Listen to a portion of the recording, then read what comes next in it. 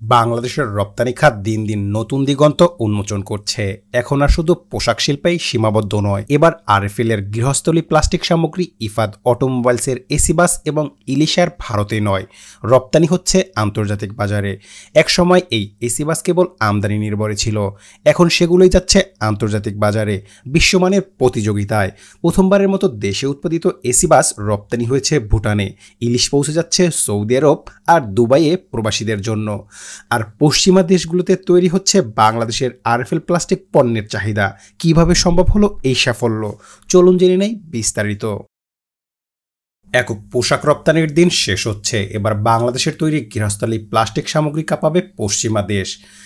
বাংলাদেশের পোশাক শিল্পের সুনাম পুরো বিশ্ব জুড়ে। বাংলাদেশের তৈরি পোশাক এখন নামের উপর ভিত্তি করেই পশ্চিমা দেশগুলোতে বিক্রি হয়। মেড ইন বাংলাদেশ মানেই ওই পোশাক গুণগত মানসম্পন্ন।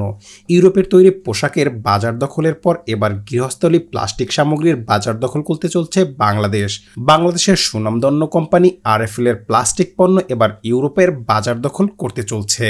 বলতে গেলে ইউরোপের রপ্তানির জন্য আলাদা কারখানা স্থাপন করার আগেই রপ্তানি আদেশ আসতে শুরু করেছে। ভারতের পর এবার ইউরোপের বিভিন্ন সুপার শপ কাঁপাবে বাংলাদেশের কোম্পানি আরএফএল এর এই গৃহস্থলীর প্লাস্টিক সামগ্রী। তৈরি পোশাকের পর এবার গৃহস্থলী প্লাস্টিক সামগ্রীতেও নাম করছে বাংলাদেশ। পণ্য তৈরির কারখানা স্থাপনের আগেই রপ্তানি আদেশ চলে আসা এক অবিশ্বাস্য ঘটনা। বিদেশি বায়াররা যেখানে অন্যান্য ম্যানুফ্যাকচারদের একটু অতিরিক্ত সময় দিতে রাজি থাকে না, সেই জায়গায় বাংলাদেশকে আগেই $5 মিলিয়ন রপ্তানি অর্ডার দিয়ে রেখেছে যুক্তরাজ্য। এইটিকেই বলে বোধহয় গুণগত মানের প্রতি আস্থা। বাংলাদেশ ও ভারতের সুপার শপগুলো অনেকদিন ধরেই কাঁপিয়ে আসছে আরএফএল এর তৈরি গৃহস্থলী প্লাস্টিক সামগ্রী। এবার ইউরোপের বাজার দখল করতে আটঘাট বেঁধে নামছে আরএফএল। কেবলমাত্র রপ্তানির উদ্দেশ্যে আলাদা কারখানা স্থাপন করছে আরএফএল। এর মধ্যেই রপ্তানি আদেশ দিতে শুরু করেছে ইউরোপের বিভিন্ন বায়ার। গৃহস্থলী প্লাস্টিক সামগ্রীর রপ্তানি বাড়াতে 200 কোটি টাকা বিনিয়োগ করতে যাচ্ছে দেশের শীর্ষস্থানীয় শিল্প গ্রুপ আরএফএল। মার্কিন যুক্তরাষ্ট্রের বাজার দখল এবং চীন থেকে স্থানান্তরিত ব্যবসা আকর্ষণ করাও এই বিনিয়োগের অন্যতম উদ্দেশ্য। এতে নতুন করে অন্তত 2,500 লোকের কর্মসংস্থান হবে। এই বিনিয়োগ করা হচ্ছে গাজীপুরের কালীগঞ্জে আরএফএল ইন্ডাস্ট্রিয়াল পার্কে। কারখানায় উৎপাদন কার্যক্রম শুরু হবে এপ্রিল থেকে মে মাসের মধ্যে। নতুন এ কারখানায় বছরে $42 মিলিয়ন সমমানের পণ্য উৎপাদন করা যাবে। নতুন এই বিনিয়োগের ফলে আরএফএল এর বার্ষিক রপ্তানি বাড়বে প্রায় 30%। গৃহস্থলী প্লাস্টিক পণ্যের রপ্তানি বাড়াতে চীন থেকে যন্ত্রপাতি আমদানি করছে এই কোম্পানিটি। প্রাণ আরএফএল গ্রুপের বিপণন বিভাগের পরিচালক জানান, বিশ্বের 80টি দেশ আরএফএল এর প্লাস্টিক গৃহস্থলী পণ্য রপ্তানি হচ্ছে।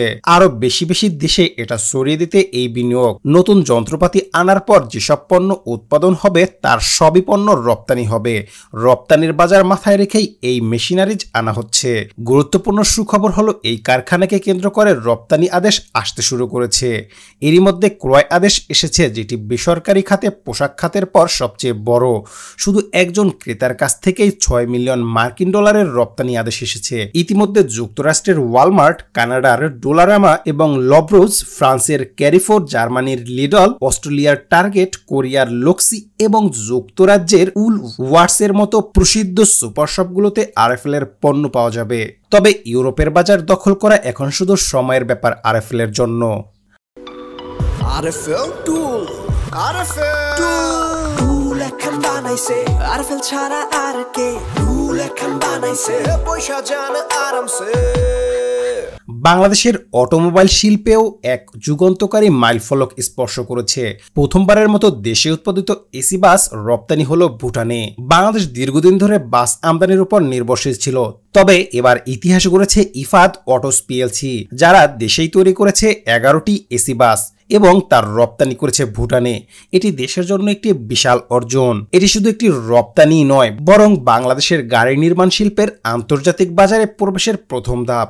এই সাফল্য প্রমাণ করছে যে আমাদের তৈরি বাস গুণগত মানের দিক থেকে আন্তর্জাতিক পর্যায়ে প্রতিযোগিতায় সক্ষম। ইফাদ অটোস জানিয়েছে, সরকারের সহায়তা পেলে প্রতি বছর শুধু ভুটানেই 100টির বেশি বাস রপ্তানি সম্ভব সম্ভব রয়েছে। নেপাল, মালদ্বীপ, মিয়ানমার এবং ভারতের উত্তর পূর্বাঞ্চল থেকেও ইতিমধ্যে আগ্রহ প্রকাশ করেছে। 1985 সালে প্রতিষ্ঠিত ইফাদ অটোস প্রথম দিকে অশোক লেল্যান্ডের গাড়ি বাংলাদেশে সরবরাহ করত। 2017 সালে ধামরাইয়ে কারখানা স্থাপনের মাধ্যমে তারা স্থানীয়ভাবে গাড়ি তৈরি শুরু করে। বর্তমানে এটি দেশের বৃহত্তম বেসরকারি বাণিজ্যিক গাড়ি উৎপাদন প্রতিষ্ঠান। এই রপ্তানি শুধুমাত্র দেশের জন্য সুনাম বয়ে আনবে না, বরং বাংলাদেশের অর্থনীতির জন্য গুরুত্বপূর্ণ অবদান রাখবে। কর্মসংস্থান সৃষ্টি হবে, দেশীয় শিল্প বিকশিত হবে এবং আমদানি নির্ভরতা কমবে। এটি বাংলাদেশের জন্য একটি নতুন সম্ভাবনার দুয়ার খুলে দিল। ভবিষ্যতে আমরা আরো দেশীয় প্রযুক্তির তৈরি গাড়ি আন্তর্জাতিক বাজারে দেখতে চাই। Indomitable journey, অদম্য পথ চলায়। A dreamer, a visionary business leader whose creative thinking started the journey of the IFAD Group for the economic growth of Bangladesh. He is Mr. Iftikhar Ahmed Tipu. IFAD Autos, which started its journey in 1985, is the product of his far-reaching thoughts on the transport sector of Bangladesh.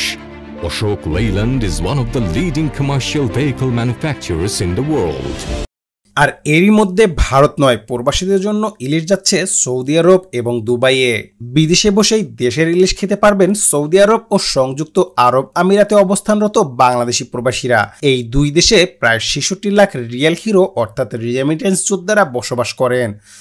ছাত্র জনতার অভাবনীয় গণঅভ্যুত্থানের সময় remittance যোদ্ধারা ছিলেন অত্যন্ত সক্রিয়।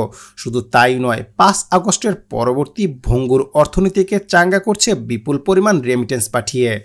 তাই remittance যোদ্ধাদের প্রাপ্য সম্মান দেওয়ার জন্যই অন্তর্বর্তী সরকার সৌদি আরব ও সংযুক্ত আরব আমিরাতে হাজার হাজার টন ইলিশ রপ্তানি করবে।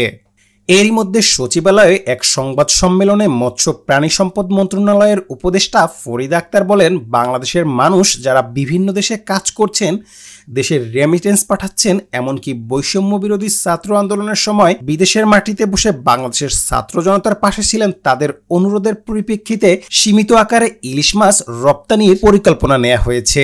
জনশক্তি কর্মসংস্থান ও প্রশিক্ষণ ব্যুরোর তথ্য অনুযায়ী সর্বাধিক প্রবাসী কর্মজীবী রয়েছে সৌদি আরবে। তাদের সংখ্যা প্রায় 44 লাখ। সংযুক্ত আরব আমিরাতে প্রবাসী আছেন প্রায় 22 লাখ। এই প্রবাসীদের জন্য ইলিশ রপ্তানি করবে অন্তর্বর্তী সরকার। সারা বছর পাঠানো না গেলেও অধিক ইলিশ প্রাপ্তির সময় প্রবাসীদের জন্য ইলিশ পাঠানোর ব্যবস্থা নেওয়া যেতে পারে।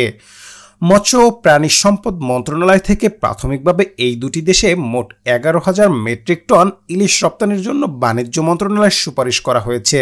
চলতি বছরের আগস্ট, সেপ্টেম্বর ও অক্টোবরের প্রথম সপ্তাহ পর্যন্ত সময়ের মধ্যে যা কার্যকর করার পরিকল্পনা রয়েছে। এরপর অন্যান্য দেশে পাঠানোর বিষয় আলোচনা করা হবে।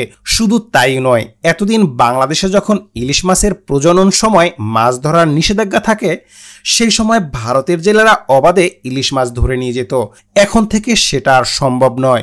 সচিবালয় এক সংবাদ সম্মেলনে উপদেষ্টা ফরিদা আক্তার জানিয়েছেন, ভারতের সঙ্গে মিল রেখে এবার সাগরে মাছ ধরার নিষেধাজ্ঞা সময় ঠিক করছে বাংলাদেশ। বাংলাদেশের জেলেরা যখন সমুদ্রে মাছ ধরা বন্ধ রাখেন, তখন প্রতিবেশী দেশের জেলেরা অবাধে ইলিশ মাছ শিকার করেন। শুধু তাই নয়, মাঝে মধ্যে ঢুকে পড়েন বাংলাদেশের জলসীমায় আর ধরে নিয়ে যান বিপুল পরিমাণ ইলিশ। এ কারণে মৎস্যজীবীরা দীর্ঘদিন ধরে নিষেধাজ্ঞার সময় সমন্বয়ের দাবি করে আসছিলেন। এবার সেটা হয়েছে। উপদেষ্টা ফরিদা আক্তারের এমন সিদ্ধান্তকে সাধুবাদ জানিয়েছেন জেলেসহ সর্বস্তরের মানুষ।